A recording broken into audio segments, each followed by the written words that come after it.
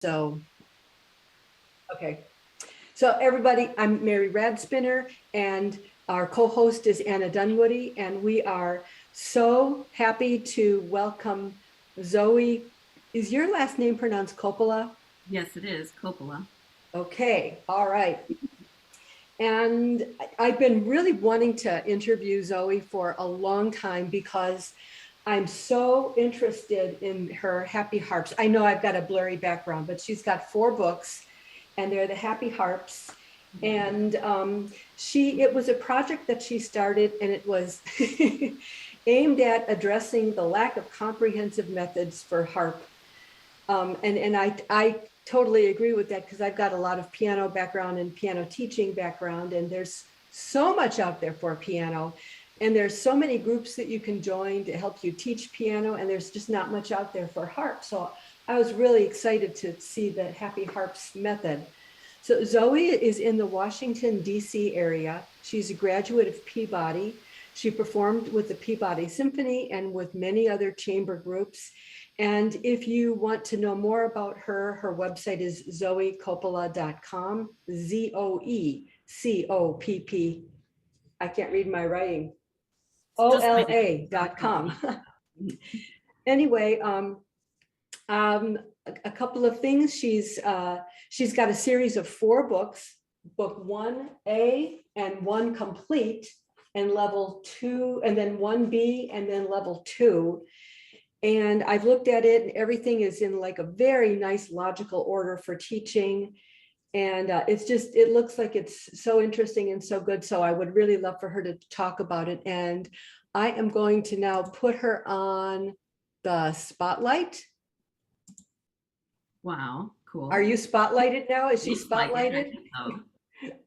Showed up larger Okay. on my screen.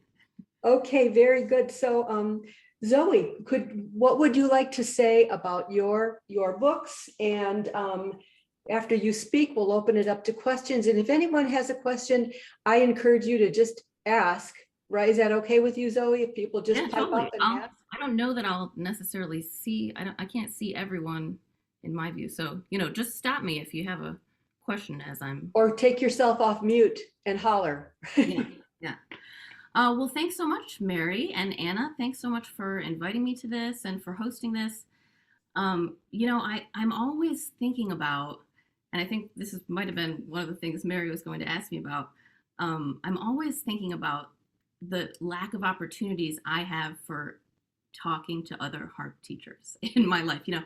Right now I'm teaching privately. I have a group of private students. I'm teaching at the DC Youth Orchestra and freelancing, gigging, and it's can be isolating. I'm in a lot of Facebook groups, and I'm in the American Harp Society, and I'm in our local chapter and things, but it's like I have so few opportunities to see what other harp teachers are doing and just learn from them and learn what not to do through them. So this is like a really cool thing. It's a really good idea, and I hope we can all kind of learn from each other. So my curriculum is a comprehensive curriculum. It was many years in the making. There's so much to say about it, but I guess I'll talk a little bit about how it started, how I got the idea that this needed to happen.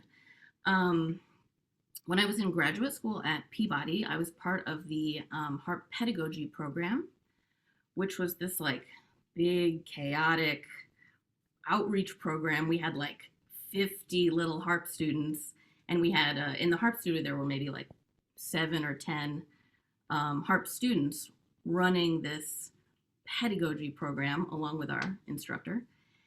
And we were using some materials that the instructor, Ruth Inglefield, I don't know if anyone's heard that name, she's since passed, some materials that she had developed when she was teaching her daughter harp, and as she went along her pedagogy journey.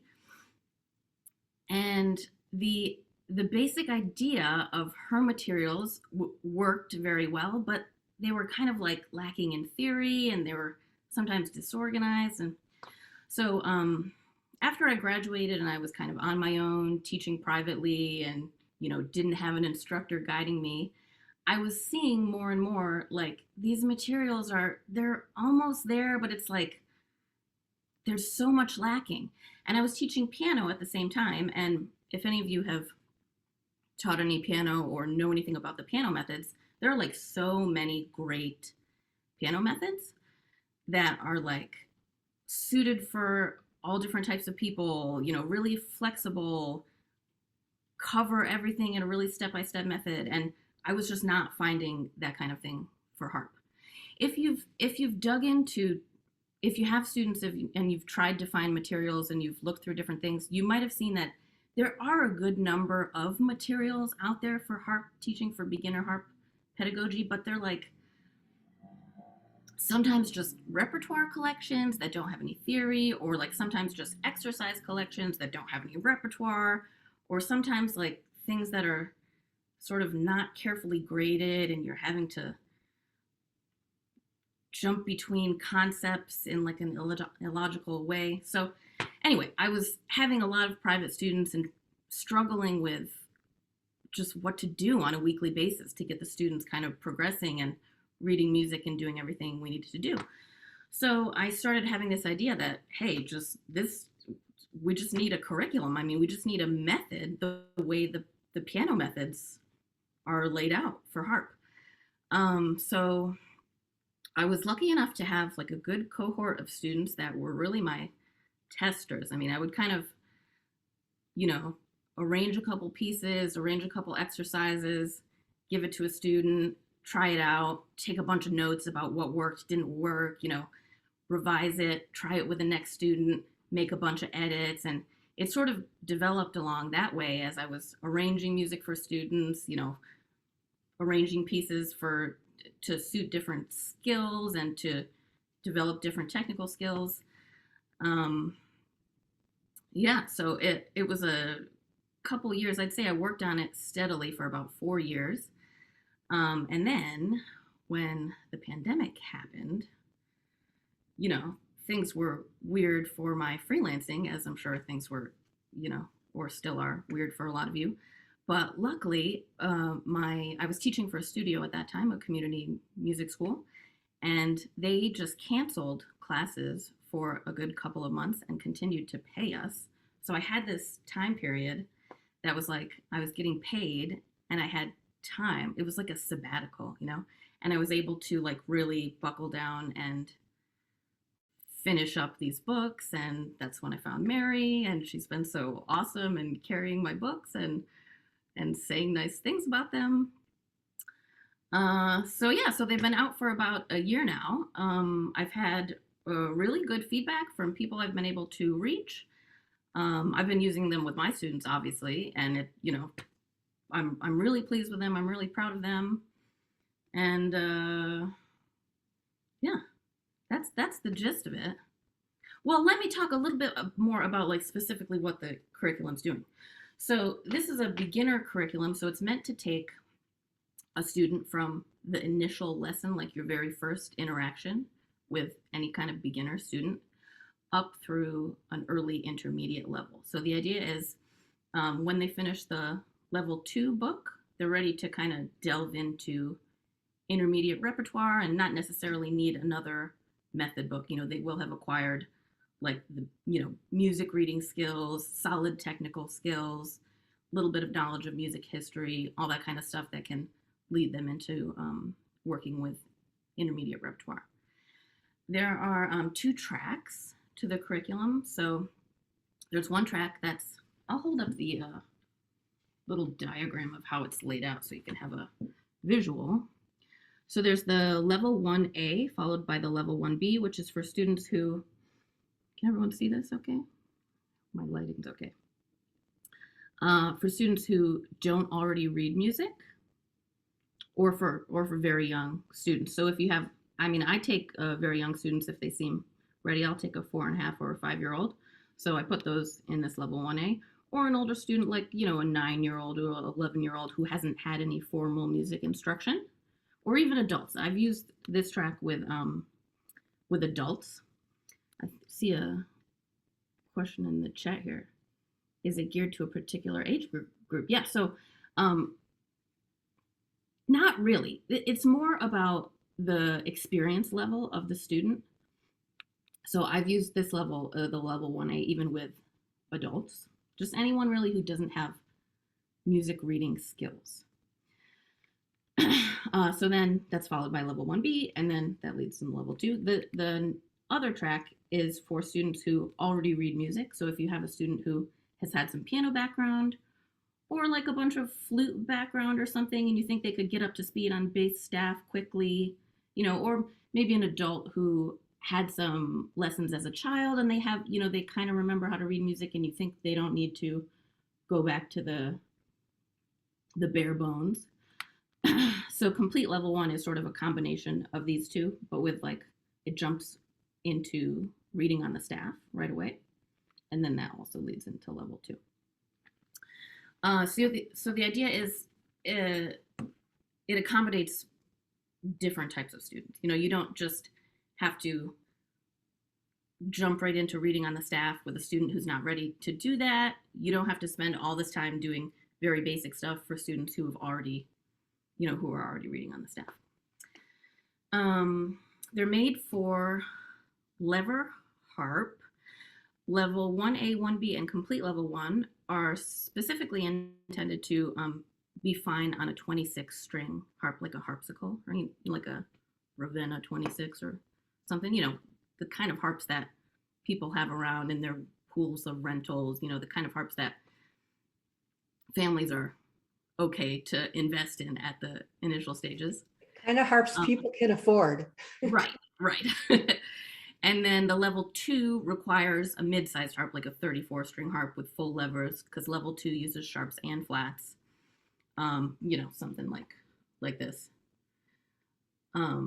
Yeah, so it's intended to be, made accessible by the harp you have to work with. There is theory and technique and repertoire and a little bit of history all worked in. So it's really like, a method that incorporates all those things, so you're not needing to necessarily use other materials. I do sometimes use another theory book with students who need like more repetition, more work with note writing and things, but you wouldn't necessarily need any other materials. What else to say? I have a couple questions. Is it okay if I interrupt? Yeah. Okay. Well, what I like about it and what I noticed is that you have colors on the pages. And I want to let everybody know that Zoe had first contacted us about publishing her book, but because the pages have colors on them, we cannot, our printers don't accommodate that. So we just said, no, we're sorry, we just can't do that. But I love the colors. The C's are red, which is cute. There is like a sort of a plum color on the page. There are cute pictures, and even adults like pictures. I've had adults tell me that all the time, like with Nancy Harrell's books. They said, oh, I like these little pictures. They like them. So that's cool. That's really cool. And there's also in there what I call directives, like she's got big purple, replace your one.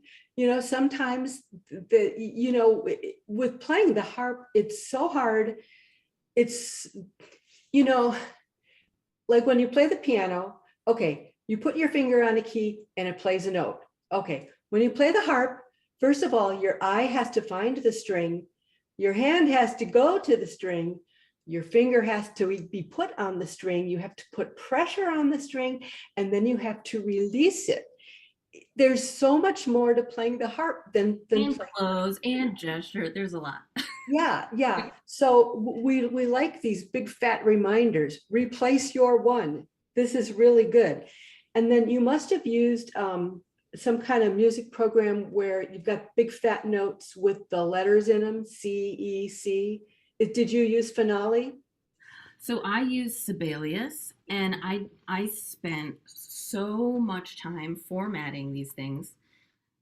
And that goes back to the colors too. This is one thing that I really wanted to focus on when I was making this, is that also a lot of the materials I was coming across, a lot of the things that are supposed to be for beginner harp, are like just printed in black and they look like it's made for a teacher to read and to teach by rote. Like it looks like there's no way a student is going to be able to absorb that information the way it's presented. So my idea was to present it that it's really a book for the students to use in addition to the teacher. It's really the student should be able to understand what's presented on the page.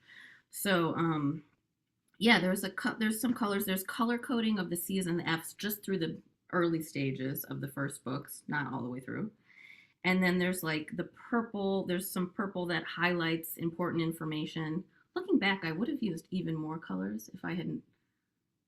If I do something like this again, I'm going to use even more colors. It's it's not super colorful. But so the idea is it's presented in a way that the student, a young student could read, but it's not like childish either. It's not all like cutesy and cartoony. It's like an adult would be happy with it as well. So yeah, I did a lot of work with Sibelius, the program I was using, kind of, making things the right size, getting things looking right. And then, so this is the level 1A that starts off the staff. It doesn't jump right into the staff. So like Mary said, I've got, just like the piano methods do, at the beginning, before they start reading on the staff, I've got the letter names written in there. So you're just working with like finger numbers and placing and all that technical stuff that Mary mentioned. And you got the, the string names. And then later on, it moves on to the staff. So that was one thing that I really labored over, was the formatting. So then another question I had for you, you mentioned that you studied with the infamous Ruth Inglefield. I mean, I think we all have heard that name. Oh, And, but she wrote all the songs and the solos for Sonia, didn't she? right. Do you know Sonia? I know Sonia only because I've never met her, but I had to contact her when I was working to publish these, because I wanted to use her mother's materials. So, right. So I mentioned this pedagogy program that I was a part of at Peabody. We were using Ruth's materials, and most of that stuff was from those publications of hers, the songs and solos for Sonia. And so I didn't use all of it's not all of the pieces from her collections are in here, but there are a lot of them. So I had to reach out to Sonia to, see what to do about getting permission to use Ruth's works. So I know her just from those interactions. How was that, getting permission? Was that difficult to get permission, or was it fairly easy? Everyone asks questions about permissions and copyright. So how was that experience for you? Oh my gosh, it was such a learning curve. And Mary, you found me like right in the middle of the difficulty of that. And you were very kind to me. Yeah, so I had no idea about that when I was working on this curriculum, even leading up to, it almost being finished. That was just not on my mind, that I was going to have to, I just had never done this before. I was not thinking about that I would need to get permissions for all these things. So yes, it was difficult. Luckily, Ruth's compositions were owned by Lyon and Healy now, and so I had some meetings with their representative, and luckily they gave me permission to use all of those. So that was a big chunk of it. But then I also had some other pieces. There's a couple here and there. There's one by Sylvia Woods. There's a couple. They're Bonnie Goodrich pieces. I don't know if you've used her collections. Just things that I had been using with my students, and I was really attached to those pieces and really felt like they had pedagogical value and really wanted to include them.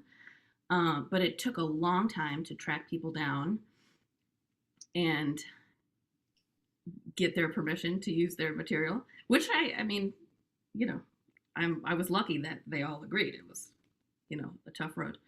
But I also, originally I had wanted to include, I had done an arrangement. You guys are going to think I'm so silly. I had done an arrangement of Hey Jude by the Beatles, and I had done an arrangement of something else, something that was not in the public domain. and I like contacted Hall Leonard, and I was trying to track them down, to see if there was any chance, and they don't even like it was a long, I just had to remove those things from the curriculum. So there were a couple things that had to fall by the wayside because obviously I wasn't going to get Well, the. I can tell you right now that Hey Jude would have cost you $500. Yeah, right. Just So any Beatles tune, even if you use only one or two measures of the tune, $500. yeah, Yeah. So so good thing you didn't use Hey Jude. It's a I great tune, but good thing you didn't put it in there. Yeah, so I learned a lot about, I mean, it was so enlightening to me to go through the process and learn like just what is in the public domain, like what songs can I use. So you'll see I do have a couple recognizable ones. There's Jingle Bells. There's an arrangement of Take Me Out to the Ball Game, which is in the public domain in the States. Um, so I was able to get, a good couple kind of recognizable things that students might know and, really enjoy in there. But that was quite a process going through the copyright permission. Well, then, and one thing though is when you start contacting all these people, they get to know who you are. Yeah. So it's really a good thing to go down the list and email or call all these people.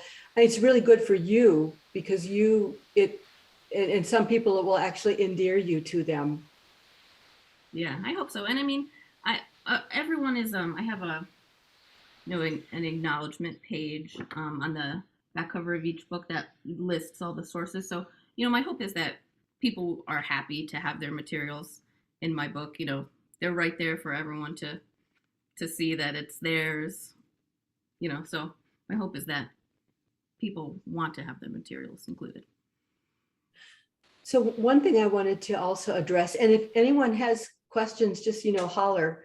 But I always have questions about teaching because I have a lot of students, and I've been teaching for a long time, but a lot of times I feel like I don't know what I'm doing.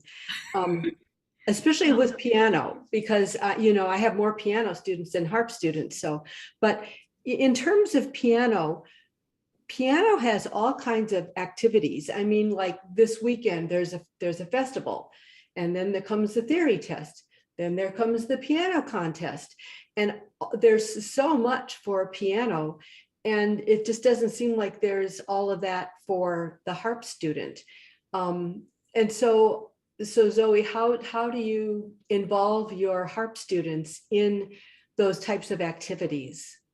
Yeah, well, I know what you mean, but I mean, one thing I do is invite my students to my own performances, if I have an orchestra performance or some kind of public performance.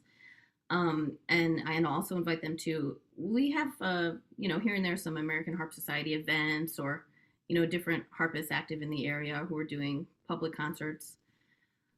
So I definitely make a point to invite my students to performances so they can, see what's going on.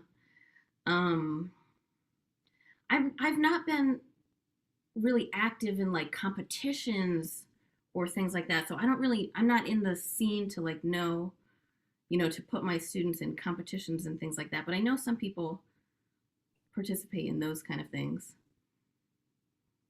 I don't know. Yeah, Probably other people have better ideas. That's a good question, Mary. I yeah. don't really have. Maybe, does anyone want to comment on that? I think in some ways we've got to rely on the students being really keen to be involved too, because if you look at your range of students, some of them are passionate, lifelong harpists from the day they first have their first lesson, and they'll attend everything you suggest and sign up to everything and do everything because for some reason it's just spoken to them and they just love it. And they won't necessarily be the most talented or the least talented, they just are passionate about it. And then you'll get the other ones, and some of them are very talented, and they won't do a jolly thing except turn up for lessons, and they think that is the grand total of what they need to become an amazing harpist, and yet they won't go to any concerts and things like that. So much, you can do so much yourself as a teacher or an enabler of all things harp, but it really comes down to the students wanting to be engaged as well. Yeah, that's true.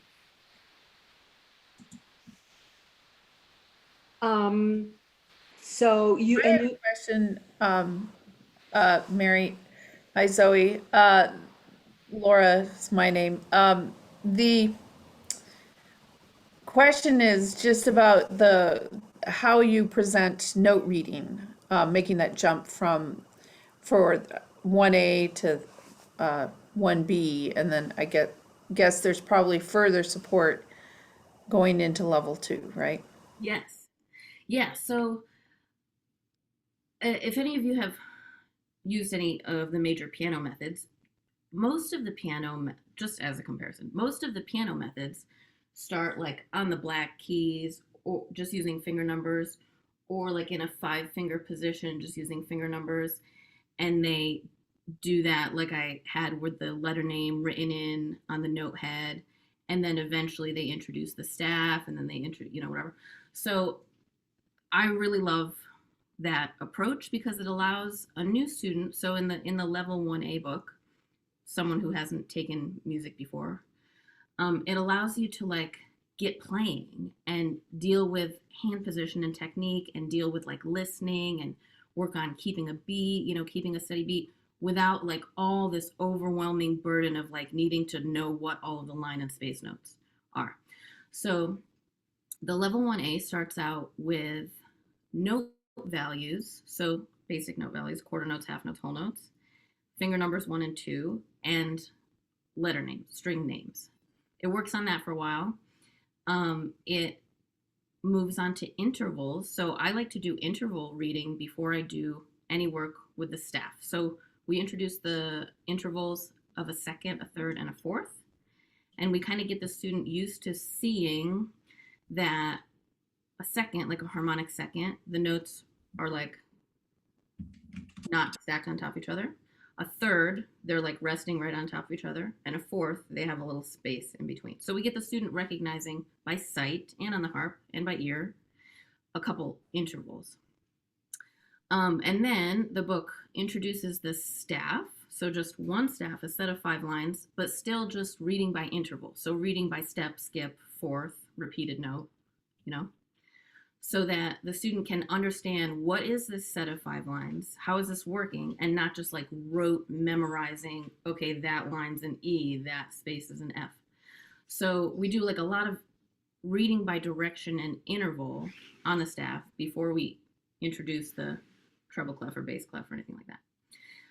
Then it introduces the treble staff, the bass staff, and my books use a landmark system. So I'll show you the page. So after we've done some interval work, after we know how the staff works, after we know what a treble clef is and a bass clef is, we introduce just landmark notes. So we do bass clef, also known as F clef, looks kind of came from the letter F. We introduce the F between the 2 notes.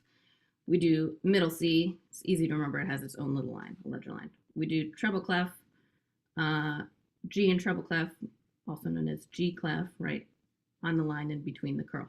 Middle C has its own little line. So we just introduce these couple of landmark notes and then work with those for a while, again, reading by interval. So using like neighbor notes, a step up or down from each of these landmark notes, then kind of branch out from there. So by the end of level 1A, there's just like the student is reading these landmark notes and like a couple neighbor notes. So it's like basic staff reading. And then level 1B, so after they finish this book, moving on to level 1B, it just kind of branches out from there. It introduces a couple mnemonic devices, the FACE for the treble staff, and I use all cows eat grass for the space notes of the bass staff, but continues to emphasize interval reading. I don't know if any of you have had a student who's come to you, from another teacher, or they've had some music reading experience in school or whatever, and they know all these devices for naming the notes. Like they know every good boy does fine or whatever for the line notes and the treble staff, but they don't know that like, so they can tell you that this is an E, but they don't know like where on the harp this E is. And they also don't know that just to hear, okay, so they know that's a G, but they don't understand that from here to here, we just went up a skip or a third or whatever. So I really wait to do those kind of like tricks with the mnemonic device tricks until after the student is like confident about interval reading and understanding what's going on the staff. So that's the approach, basically. And then by level 2, it's all over the place. So, you know, there's support throughout for, you know, oh, make sure to look for this pattern. You know, we do recognizing triads, recognizing more intervals. But by the end of the level 2, it's, you know, pretty intensive. And all these rhythms are introduced, you know, ties are introduced and worked with. All the stuff that's needed to read this is like dealt with beforehand. So that's the approach. I was impressed with the high level at the end of book 2. I really thought, whoa, that's some challenging stuff. That's very cool. It kind of, level 2 moves forward. I noticed, I learned a couple of things from you. You used your fists as notes. I thought that was cool. Just when you were talking and you were talking about intervals being like this, I thought that was pretty cool. I've never seen that before. I've never done that before. I'm going to keep using it. Second. Yeah, you did, because, you know, I mean, there's here we've got a space and a bigger space. That was cool. And then another thing that you did was on the treble clef, which I'm old, so I call it a G clef, but you called that little thing a curl. I've never heard it called a curl before. That's cool. I'm writing all these things. I steal all these things. What was that music, the device you have on your piano? Who makes that? I've been looking for something like that for a long time. Someone gave this to me actually, so I don't know where they got it, but it's Alfred I mean, I don't know, probably Amazon. I love this thing. It's so convenient. Yeah. Cool. Yeah. I mean, they make like whiteboards, but that's kind of messy. Yeah, because you have to wipe them off. Yeah. And then you waste time wiping them off. Yeah. I also have flashcards, but this is a good tool. Okay, so that's a music note teacher? Yeah. I don't know where you'd find it, but. Well, you could probably go to alfred.com. I get a ton of stuff from Alfred. Yeah. All right. From alfred.com. That was cool. I have another question.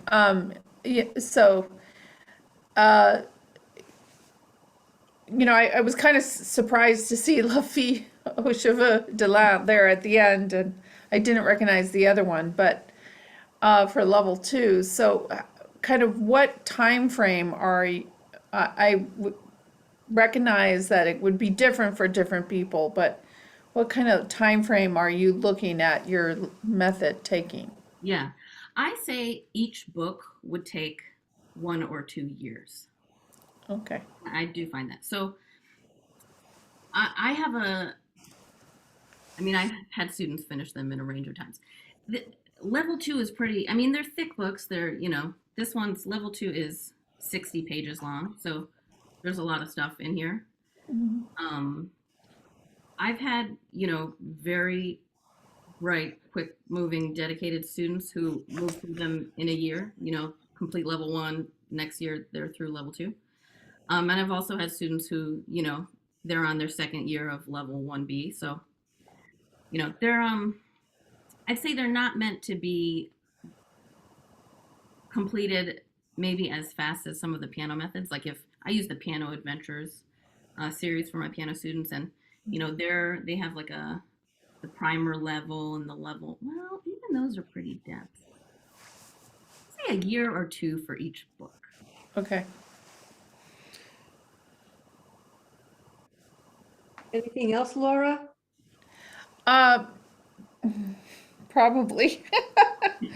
I wondered if you are offering the series in a teacher pack, because really you would need, you know, if you're going to use the series, you would want to buy them all in a pack. And I know that some other methods, they will allow there's like a, you know, it's a minor discount if you buy the. I if you have, buy all of them, yeah. yeah, I have not looked into that or thought about that. It's an idea. I think though, I don't know, maybe that would be on the distributor to be able to make that possible. I'm not Yeah. sure. Yeah, I just think it would make it easier to adopt the entire, well, first of all, the buy-in would be higher because they would be getting everything and then be able to look at the entire process, you know. Yeah. Whereas if you were approaching it like a consumer, a student, or a parent, and only buying one book at a time, you know, I don't think you could appreciate what your system is. Mm. I don't know. Mary, have you ever done something like that? Is I that have something? to figure out how to do that on our website. And I know that there's a way to do that. It's called bundling. Right. And I got to figure out how to do that. So I'm writing myself a note. We are going to have a sale on her books, and the coupon code is going to be Happy H.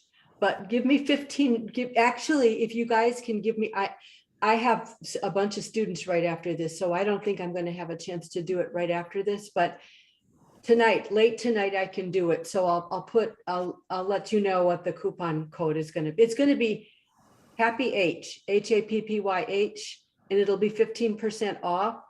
But give me till late tonight to finish that, because I've got all kinds of stuff to do today.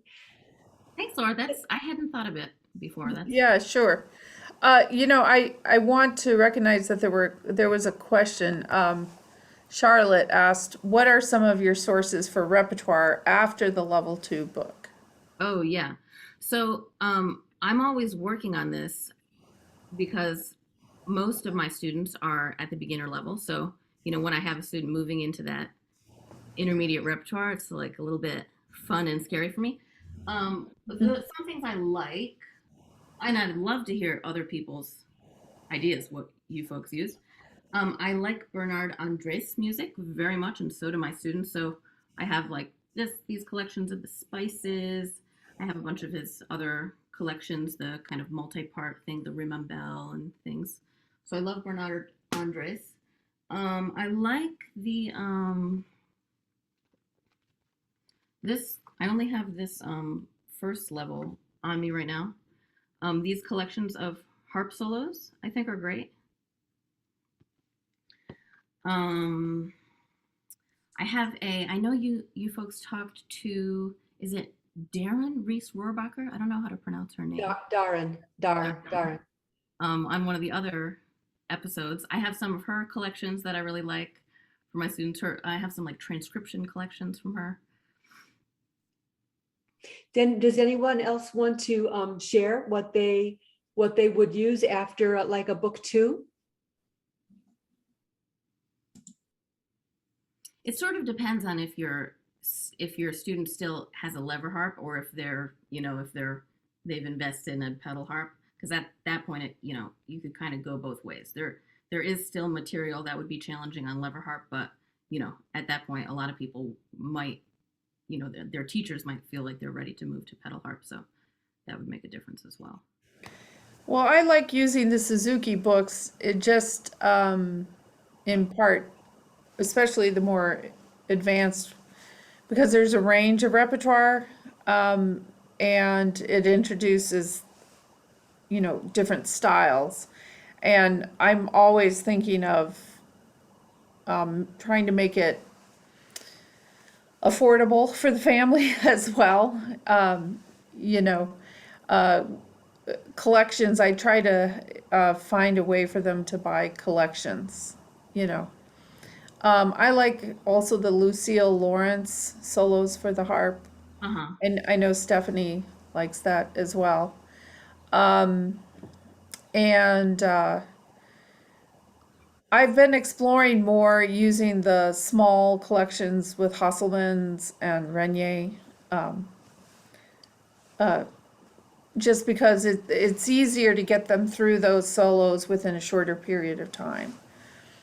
And and then we can be working on one big solo in the background. Yeah. See, wouldn't it be nice though also, maybe this exists, like a list of, a graded list of repertoire like this that we're talking about, collections of repertoire that kind of move, in order of difficulty. That must exist, but do we know about it? I don't. Well, I know I years, find the exam syllabuses from around the world really useful for that. So I'm very proud to be probably the only person who collects exam syllabuses. It's a really exciting pastime. But my mother started me on that track with piano syllabuses when I was young. For some reason, she decided just not to throw them out. And then started with harp syllabuses when I started learning to play the harp. So I've got them dating back from the 80s. And it's a really amazing source of music at certain levels. And it is, you have to realize it's one person's expert opinion that music actually fits at that level. And sometimes several years later or in a different exam syllabus, somebody will put the same piece at a very different level. But there's reasons for doing that too. So sometimes pieces don't fit in an exam because they're too long for the overall exam length. The exam might have to be done in 20 minutes. And if that piece is going to take 7 minutes, it just doesn't fit in there. So, it's not a be all and end all, but you can collect online the Royal Canadian, no, okay, that name's gone. There's the Canadian repertoire.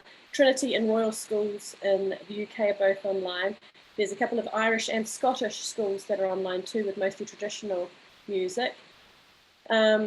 You have to purchase the Australian Music Examinations Board. That one's not online anymore, but I've got it and I can help people out with that one. And there's other ones too. I'll have a little look and I'll type them in the chat.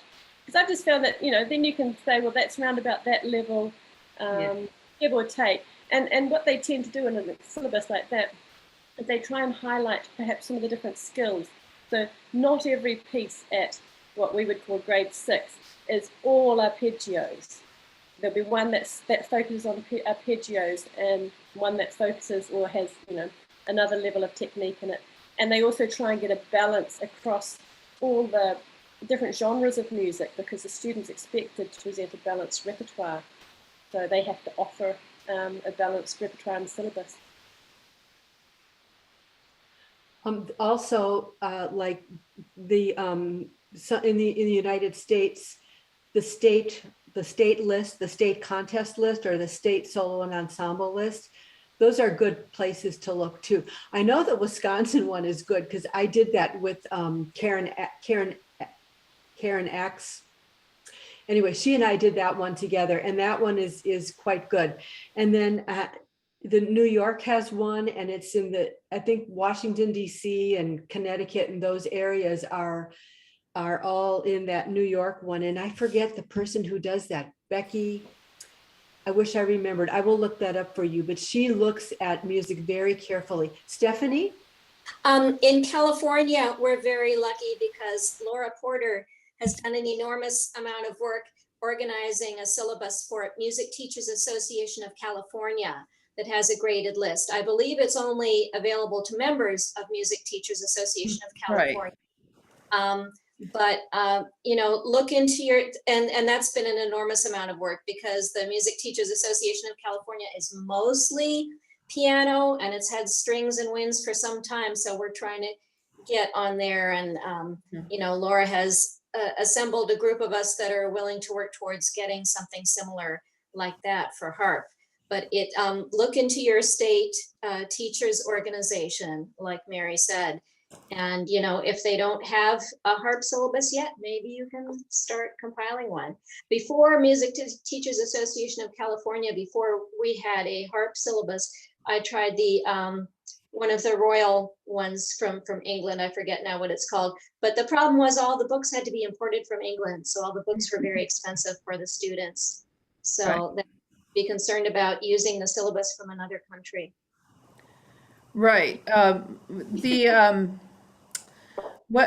Mary, I didn't quite catch what you said about New York. What was that? It's NYSSMA, whatever that stands for, New York NISMA, School yeah. Music Association. NYSSMA. And I wish if I could look in my emails, but then I would look like an idiot going, trying to find it on my email. Right. That they've got a very comprehensive listing, and it's well done. And I've got a note to myself, so I will try to remember to look that up for you.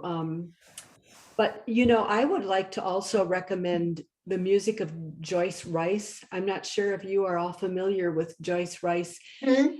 She's super clever. And she's one of our Afghan press artists, yes, but that's why I know her music so well. It's very well written, it's very clever. So if you're looking for other repertoire, and hers is not real difficult. It doesn't get advanced at all. It gets intermediate, but I just think it's really cute stuff that kids would enjoy. Catherine Cater too has some nice things that are on contest lists. Yeah, I was going to say Catherine, and then was it Charlotte? You mentioned this one, performance solos, and then there's the progressive solos book as well. Yeah, But these aren't really, performance solos might be close to the end of level 2, but the progressive solos, this is the composer.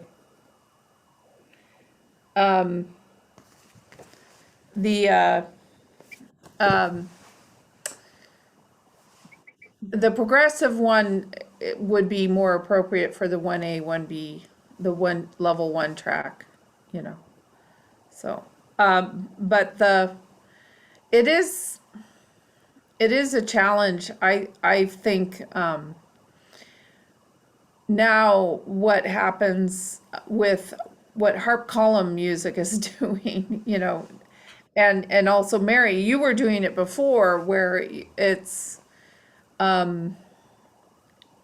just allowing people to download music. That makes it a little easier for you avoid the shipping costs, and all you are doing is paying for your additional paper and ink. But I find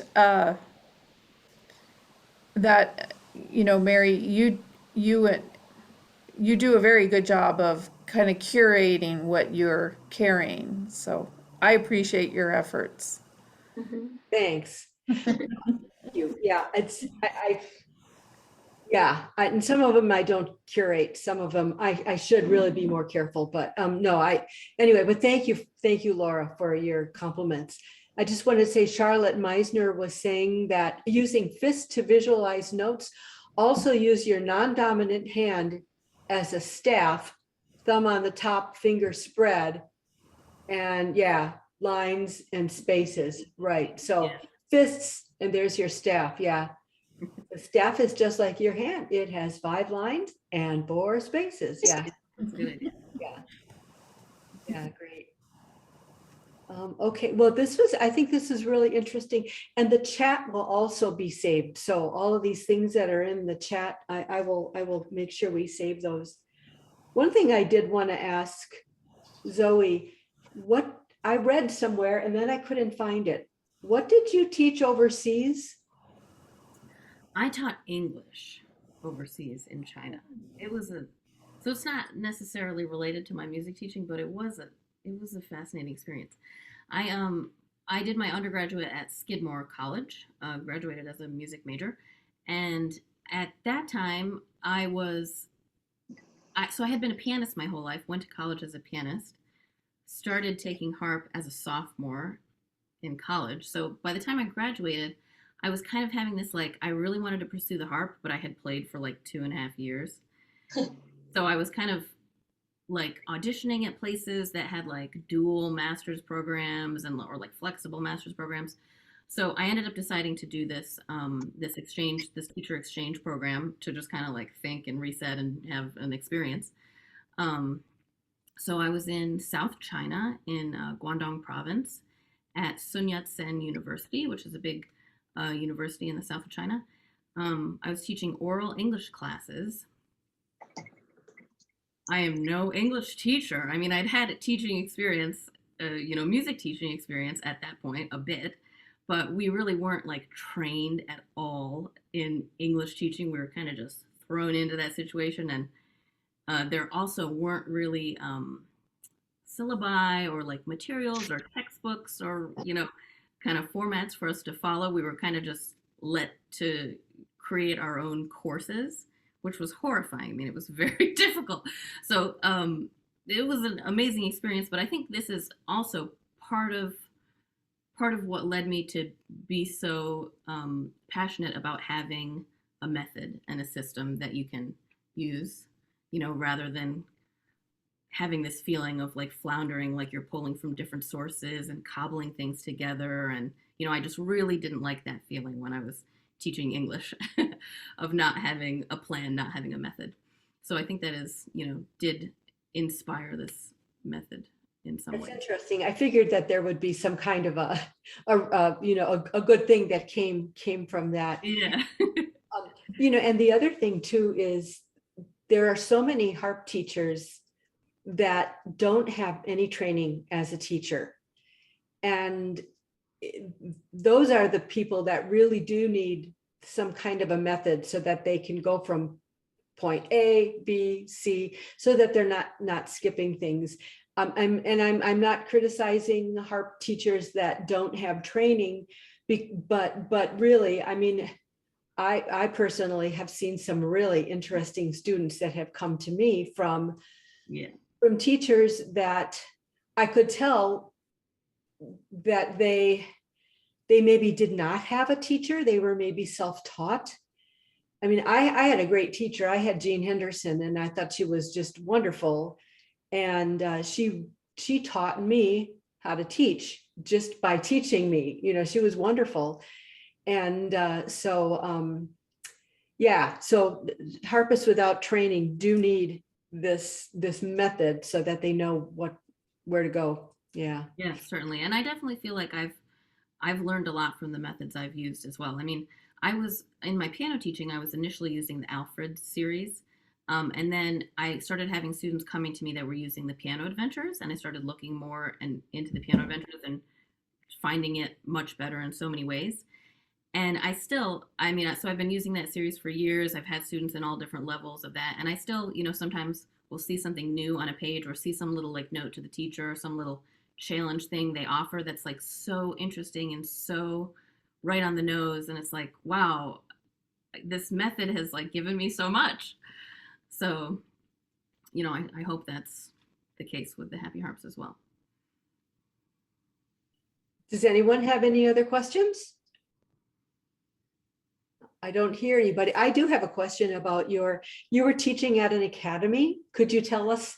I was too, and the academy kept right on going during COVID. And all of a sudden one day they said, do not come back. You are not allowed in the building. You have to stay home and teach from home, which we all did. But tell us your experience teaching at an academy. Yeah, it was just an academy, a little music school. There were for all instruments. So I taught piano and harp there. We had a handful of harp students, but there were also trumpet students and voice students. So it was nice for a long time. I think part of what I liked about that was getting to interact with other teachers, just sort of encountering here and there things that other teachers were doing, or we would sub for each other. So I would have other teachers' students when they were out, and I would see what they're working on, and they would tell me about what their teachers' ideas are, and that was really interesting to me. So I was there for 6 years. During COVID, they closed for a time, which gave me the little sabbatical period to work on the curriculum. And then we started up online. So I did, like many of you, a year or so of virtual lessons, which is fine. I mean, it was better than nothing. But I left that studio to build my own private studio, and I'm doing in-person lessons now with masks, So I'm teaching privately now and still at the DC Youth Orchestra. So you are, Stephanie? Quick question. I also check with new students, do they already know how to read or not? And I've had a couple of adult harp students tell me they already know how to read, so I start them on this. And then I find out they don't know what a key signature is, or they don't know what a rest is. What do you suggest for actually evaluating the level of how well they read before we take their word for it that they know how to read music? I totally know what you mean, and I've found with a lot of adult students, they are more resistant to theory than younger students for some reason. I think some adults, like, they just want to play really, and they feel like the theory is like tedious. So I'm not sure about how to evaluate them. It's tough because it can take some weeks to really understand. But I try to encourage my adult students to do theory work. I get them a theory book and we make sure to kind of do that, because it's hard for us to interact if they don't know what a key signature is. It's easier Right. for the student and I to like know, to be on the same page if their theory knowledge is at the same level as their music. So I Mhm, try to encourage my adult students gently to do theory work. mhm. There was, Mary, I forget if you carry it, but I remember, Stephanie, when Sylvia had her store in Glendale, Uh-huh. California, she carried this book about music theory that was completely tongue in cheek in terms of the approach, and the target audience was, I think, adults. Hmm. Do you remember what that was? And Mary, do you know? No. Yes, I do, and I don't think that's in print anymore. It wasn't Oh, it. Okay, yes, yes. Look at that, Anna, she's got it right there. right. That sounds interesting. Wait, show us again. I missed it.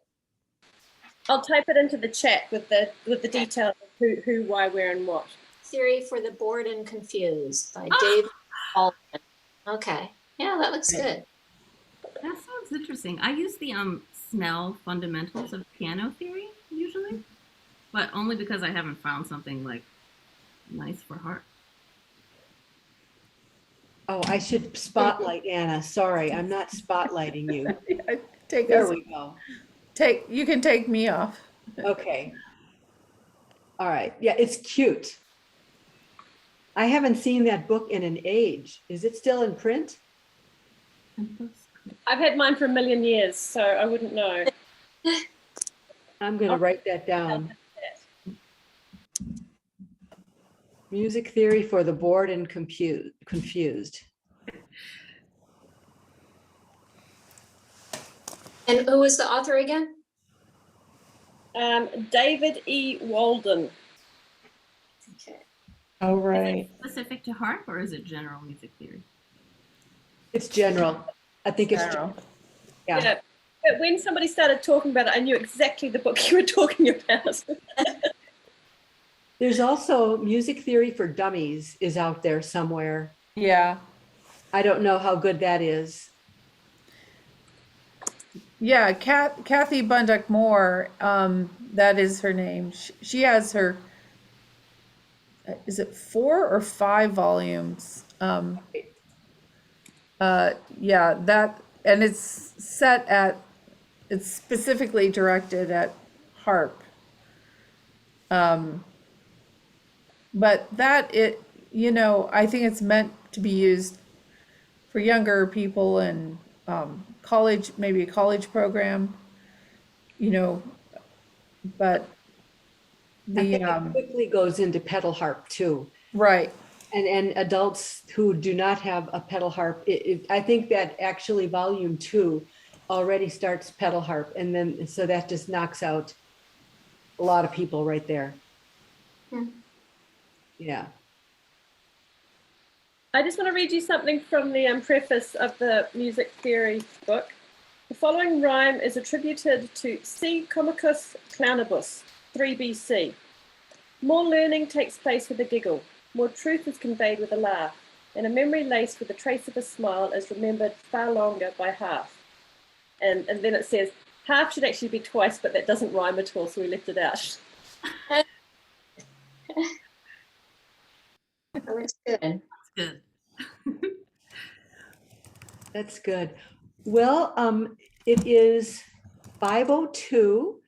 So let me just kind of organize this here. Okay. All right. So does anyone have any other questions? Anything that they would like to add? Going once, going twice? Okay.